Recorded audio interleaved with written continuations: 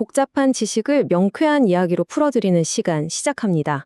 오늘은요, 심리학자 칼 융이 아주 오래된 16세기 연금술 그림 속에서 발견했다는 심리적 변형의 비밀 지도를 함께 따라가 보려고 합니다.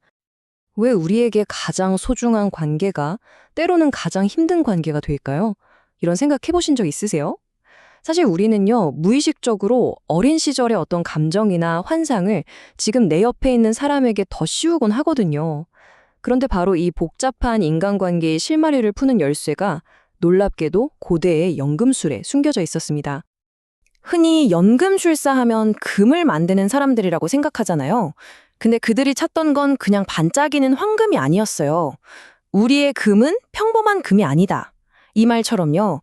그들은 물질적인 부를 넘어서 훨씬 더 깊고 심오한 보물, 그러니까 심리적인 변형과 영혼의 완성을 추구했던 거죠. 그들에게 금은 바로 내면의 가장 완벽한 상태를 뜻하는 상징이었던 겁니다. 이게 바로 심리학에서 말하는 전위라는 과정인데요. 칼 융은 이 전위의 전 과정을 보여주는 지도를 아주 신비로운 16세기 연금술 그림책 철학자들의 장미원에서 발견하게 됩니다. 융은 연금술사들이 남긴 이 상징들이 사실은 우리 내면이 변하고 성장하는 과정을 보여주는 일종의 청사진이라고 본 거죠. 자, 그럼 그 비밀 지도를 한번 들여다볼까요? 첫 번째 그림은 바로 수은의 샘입니다. 언뜻 보기엔 그냥 평범한 샘 그림 같은데 사실 이 안에 앞으로 펼쳐질 심리적 변형의 전체 계획이 다 담겨 있습니다. 여기 보시면 이 샘에 대하 있죠? 이게 바로 변형이 일어나는 신비한 용기, 헤르메스의 그릇을 상징해요.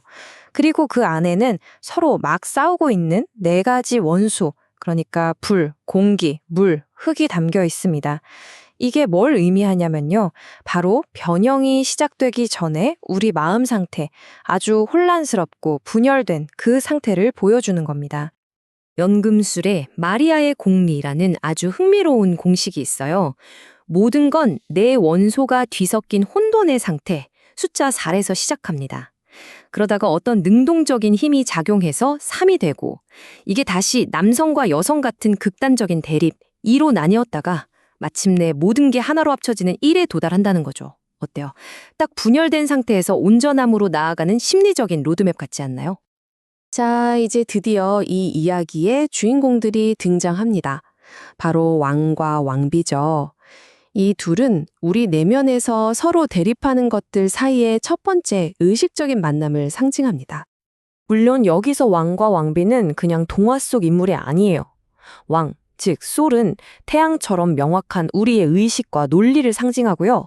반대로 왕비, 루나는 달처럼 알 수 없는 우리의 무의식과 감정을 상징하죠. 그러니까 이건 우리 내면의 이성과 감성, 빛과 그림자라는 이 두 개의 근본적인 힘이 처음으로 만나는 장면인 겁니다. 그런데 여기서 정말 재미있는 디테일이 하나 있어요. 둘이 왼손을 잡고 있다는 겁니다. 당시 관습에 어긋나는 이 왼손잡이 만남은요, 뭔가 비밀스럽고 무의식적인 관계가 시작되고 있음을 암시하죠. 이게 바로 우리가 자기 안의 무의식적인 부분, 아니마나 아니무스를 다른 사람에게 투사하는 그 전이 과정의 시작을 딱 보여주는 상징인 거예요.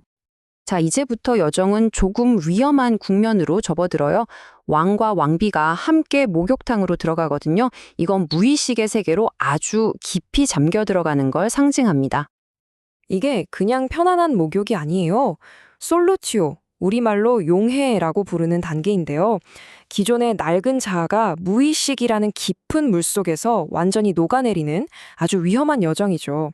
비유하자면 깊은 바다에 빠져서 나 자신을 완전히 잃어버리는 것과 같은 경험이라고 할 수 있습니다. 그런데 무의식의 깊은 곳에서 하나가 되는 이 경험은 치명적인 결과를 가져옵니다. 기존의 자아가 완전히 사라지고 결국 왕과 왕비는 죽음을 맞이하죠. 이로써 이 변형의 과정은 가장 어둡고 고통스러운 단계, 바로 니그레도로 접어들게 됩니다. 니그레도, 흑화라고도 하는데요. 말 그대로 모든 것이 까맣게 타버리는 단계입니다. 낡은 자아의 완전한 죽음을 의미하죠. 새로운 생명이 태어나기 전에 반드시 거쳐야만 하는 영혼의 어두운 밤이라고들 하잖아요. 바로 그겁니다. 모든 게 무너지고 썩어가는 것 같은 정말 끔찍한 고통의 시간이죠. 그래서 중요한 건 이 단계가 정말로 심리적인 위험을 동반한다는 거예요. 자칫하면 의식이 무의식에 완전히 잡아먹힐 수도 있는 그런 순간인 거죠. 실제로 연금술사들도 경고했어요. 이걸 탐구하다가 쓰러져 간 자가 적지 않다고요. 그만큼 많은 사람들이 이 어둠 속에서 길을 잃고 헤어나오지 못했다는 뜻입니다. 하지만 연금술사들은 알고 있었습니다. 하나가 썩어야 다른 하나가 태어난다. 이 칠흑 같은 어둠 속에서 바로 그 절망의 바닥에서 새로운 빛이 움트기 시작합니다. 그렇게 영원할 것만 같던 니그레도의 어둠. 하지만 바로 그 절망의 끝에서 극적인 반전이 시작됩니다. 어둠을 씻어내는 새벽빛, 알베도 단계가 찾아오는 거죠. 알베도, 즉 백화는 말 그대로 하얗게 되는 단계입니다. 칠흑 같은 어둠 끝에 떠오르는 새벽빛 같다고 할 수 있죠. 심리가 깨끗하게 정화되고 재탄생을 위해 준비되는 회복의 시작입니다. 모든 것이 씻겨나가는 그런 단계라고 보시면 돼요. 이 정화는 어떻게 이루어지냐면요. 하늘에서 지혜의 물이라는 이슬이 내려와서 이루어집니다. 이 신성한 물은 그 끔찍한 고통 속에서 얻게 된 새로운 이해와 통찰을 상징해요. 바로 이 통찰의 힘으로 흩어졌던 영혼이 다시 돌아오고 깨끗하게 정화된 몸을 다시 살려내는 거죠. 자, 이제 드디어 이 모든 연금술 작업의 정점, 클라이맥스에 도달했습니다. 모든 대립과 갈등이 해결되는 새로운 탄생의 순간이죠. 죽음에서 부활한 왕과 왕비가 마침내 하나로 합쳐집니다. 그리고 레위스라고 불리는 완전히 새로운 존재로 다시 태어나죠. 남자와 여자가 한 몸에 공존하는 이 역설적인 모습, 이게 바로 마침내 온전함을 이루어냈다는 걸 보여주는 상징입니다. 이 레비스의 상징들을 하나하나 뜯어보면 정말 놀라워요. 먼저 남성과 여성이 한 몸에 있죠? 이건 대립의 통합을 뜻하고요. 날개는 영적인 초월을 의미합니다. 발밑에 깔고 있는 달은 뭘까요?